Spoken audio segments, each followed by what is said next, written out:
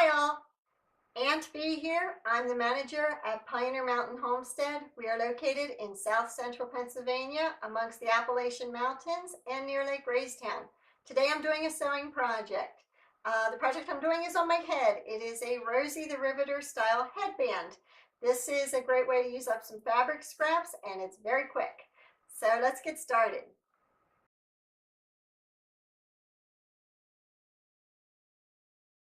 Okay, the first thing you're going to want to do is make your pattern. And unfortunately, the first time I made the pattern, I made it way too long. I just kind of guessed and didn't really take any measurements. So when I tied the knot on the top of my head, I basically look like a deranged rabbit. I actually have two different patterns here. I made one strip that is narrower and one that is wider. This is the finished product of the narrower headband. And as you can see, it's just a strip of fabric with points at the end. And you'll put it up around your head and then tie a knot with the points.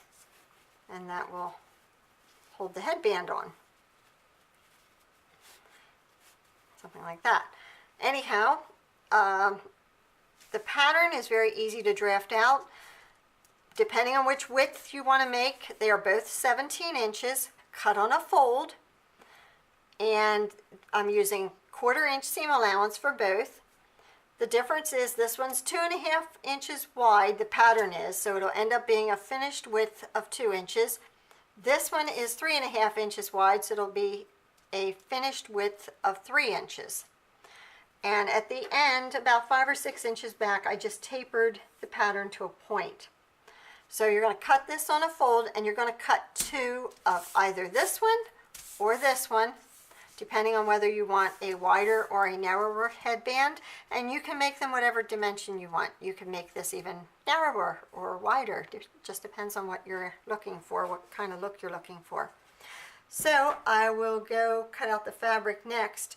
One thing I want to mention, if you have a very light fabric, which I do on some of these, what I ended up doing is I interfaced the fabric. I don't know if you can see this. There's the fabric right side out. This is the other side, which I've interfaced before I cut the pattern piece out. And that gives it a little bit of stability. Of course I did two, because you want to cut two for each headband. And just gives a little extra stability, kind of keeps a nicer shape.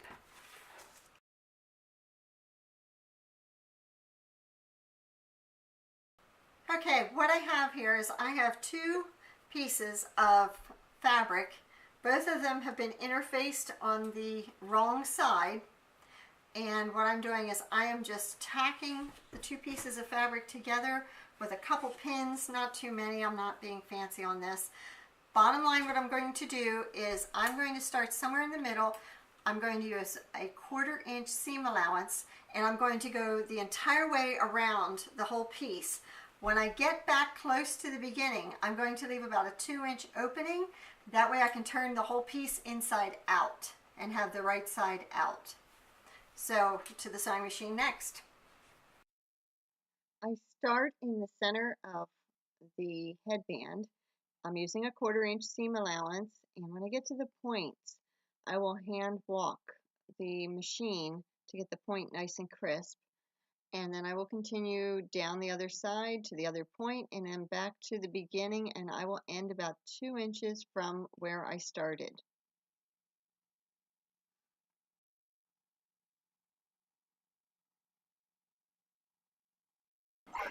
Once I've sewn around the perimeter of the headband, I go back and I trim all the seam allowances down to 1/8 of an inch, except for the opening. I leave that at 1/4 of an inch. As you can see, that's a little wider there. So when I turn the entire band, I'm going to do a top stitch, and that'll give enough fabric that'll catch in the top stitching, and I won't have to do any hand stitching on this. I'm trying to make this a very, very quick project. Just use up some scraps. Okay, to turn this, I use a skewer, and you can do it a bunch of different ways, but anyhow, I find the opening, And you can turn this however it's more comfortable for you, but I put my thumbs in and I just start gathering the piece as far down as I can go. And sometimes I can get the whole way to the end. And then I just push the end through and turn it and put the skewer in.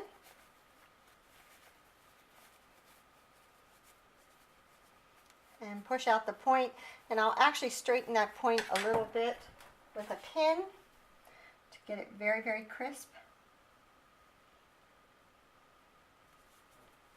And then I will do the other side here the same way. Get my thumbs in there. And just keep pushing as far as I can. And then get my stick and poke out the points. And I take a pin yet again for the other point just to give it a really crisp point. Alright, and that's turned inside out. And next step is to iron this. So I will pull all these edges out when I go to iron it. I'm back at the sewing machine and I have ironed the piece. It's nice and crisp. I'm now going to go around the edge and I'm going to top stitch. I'm going to use about just a little bit over 1/8 of an inch. I kind of eyeball it. You don't want to go 1/4 inch because that hole that you had when you turned it was a 1/4 inch seam allowance, and that'll make it really, really close to the seam allowance, and I want to make sure I catch it and not have to hand stitch this shut. I'm trying to make this, like I said, a very quick project. So I'm going about a little over 1/8 of an inch.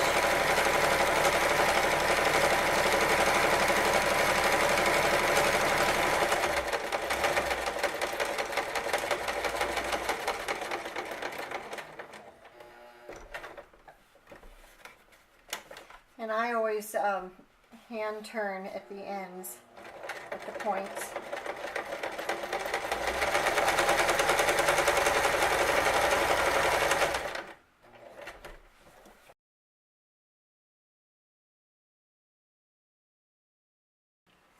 Well, I hope you liked today's project.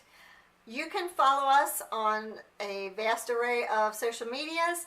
We are on Facebook at Pioneer Mountain Homestead. I have a personal page at Aunt B, B-E-E, as in beekeeper. You can find us on Instagram at Pioneer Mountain Homestead. We're on YouTube, Pioneer Mountain Homestead, and also our website, pioneermountainhomestead.com. If you like the videos, please subscribe on YouTube and make sure you click the bell to get notified of all the new videos coming out. We will be doing a vast array of videos. We embrace everything farm and forest at the homestead, so there will be quite an array of videos coming out. So yeah, stay tuned, and if you like the videos, make sure you subscribe on YouTube, click the bell so you get notified, and I will hopefully see you soon. Bye!